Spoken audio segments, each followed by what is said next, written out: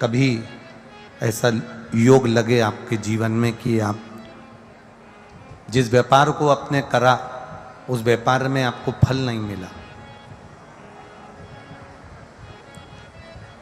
फिर आपने व्यापार चेंज करा, फिर बदल कर देखा, फिर उस व्यापार को कर देखा, उसमें फल नहीं मिला,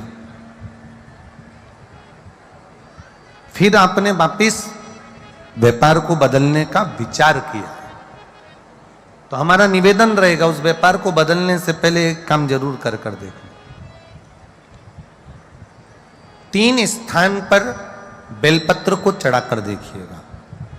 अगर आपको लगे कि मैंने व्यापार बदल लिया, एक बार बदला, कई लोग ऐसे भी होते हैं जो पैसा इकट्ठा करते हैं, धन एकत्रित करते हैं, और कोई व्यापार ऐसा कर लेते हैं जिस व्यापार में धन चले जाता है तो वो धन वापिस नहीं आता महाराज, वो व्यापार का धन वापिस नहीं आ पाता। तो बड़े दुखी होता है कि भाई मेरा गया हुआ पैसा नहीं आ रहा, मैं बड़ा कष्ट में हूं, मेरा खुद का ही आ जाए ना तो मैं निहाल हो जाऊं, मेरा अपना ही नहीं आ रहा जो गया हुआ है, तो मैं क्या वर्णन करूं, उसको क्या कहूं।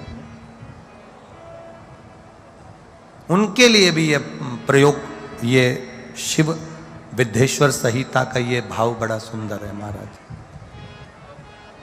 आप व्यापार पर व्यापार बदल कर देख लिए, धन भी हमारा कहीं डूब गया, आ नहीं रहा है, तो प्रयास करना। 3 स्थान पर चढ़ाई गई बेलपत्र हमें सुख का अनुभव करा देती, बहुत ध्यान लगाइए।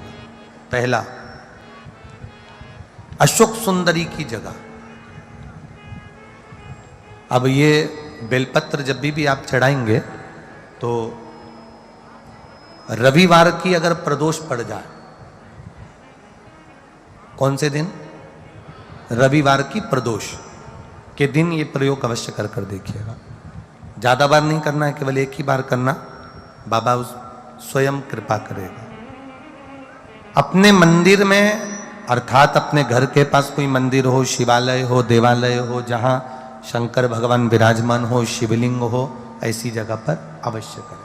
हमें कहीं दूर जाकर ये प्रयोग नहीं करना है, अपने शिवालय, अपने जो घर के आसपास में शिवालय हो वो।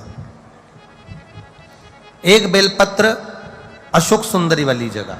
अब उसको अशोक सुंदरी की जगह पर भी चढ़ाने का तरीका क्या है?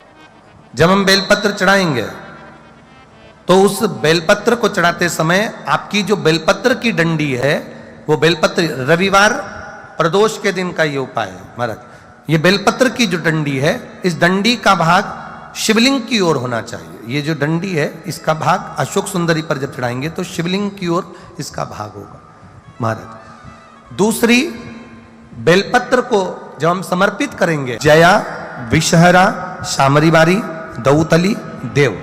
मान लो जलाधारी ऊपर नहीं है शंकर जी के, तो उसका स्मरण कर 5 कन्याओं का नाम लेकर, जया, विषहरा, शामलीवारी, दौतली, देव, इनका स्मरण कर शंकर भगवान के शिवलिंग पर बेलपत्र रखेंगे। बेलपत्र कहां रखना है? आप अगर यहां बैठे हो तो आपके विपरीत में डंडी का मुख होना चाहिए। ये बेलपत्र की जो डंडी है, इसका मुख आपके विपरीत में हो। आप यहां बैठे हो तो डंडी उधर होगी, आप इधर बैठे हो तो डंडी का मुख इधर होगा, आप उधर बैठे हो तो डंडी का मुख इधर होगा। आपके ठीक विपरीत की ओर डंडी का मुख हो।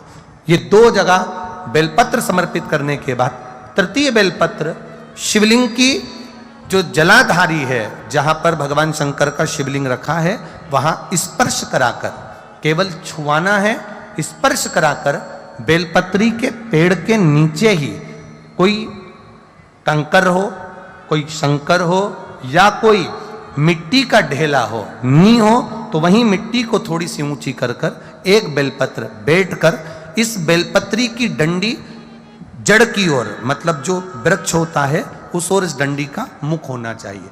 ये 3 रविवार के प्रदोष के दिन शंकर भगवान पर चढ़ाई गई बेलपत्र से हमारा गया हुआ धन भी पुनः आने का रहता है, और हमारा जो व्यापार बार बार बंद हो रहा है, शिव की कृपा से एक बार चालू तो चालू हो ही जाता है। शिव तत्व को जान, और निवेदन है सब भाव से करना है, हृदय चित्त आनंद जो विश्व